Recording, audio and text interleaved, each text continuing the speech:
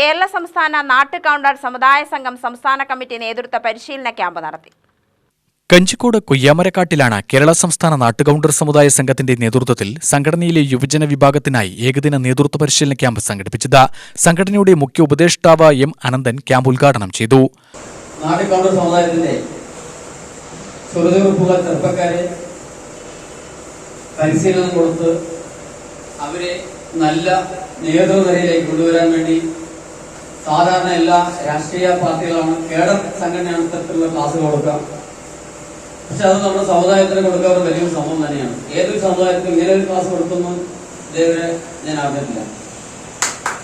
പക്ഷെ അത് നമ്മുടെ സാറിന്റെ നിരന്തരമായ എന്താ പറയുക അതിനുള്ള ഒരു പ്രചോദനം നമ്മുടെ ഭാരവാഹികൾ കൊടുത്തതിന്റെ ഭാഗമായിട്ടാണ് ഇന്നത്തെ ക്ലാസ്സുകൾ ഇവിടെ സംഘടിപ്പിച്ചിട്ടുള്ളത്. നമ്മൾ ഒരു വ്യക്തി എന്നുള്ളത് ചില വ്യക്തിക്ക് എല്ലാ കഴിവും വീട്ടിൽ നിന്ന് കിട്ടണമെന്നില്ല. അതൊരു സംഘടനയിലൂടെ അല്ലെങ്കിൽ സമുദായത്തിലൂടെ വരുമ്പോഴും ആ വ്യക്തിക്ക് ചില മാറ്റങ്ങൾ വരാൻ സാധ്യതയുണ്ട്.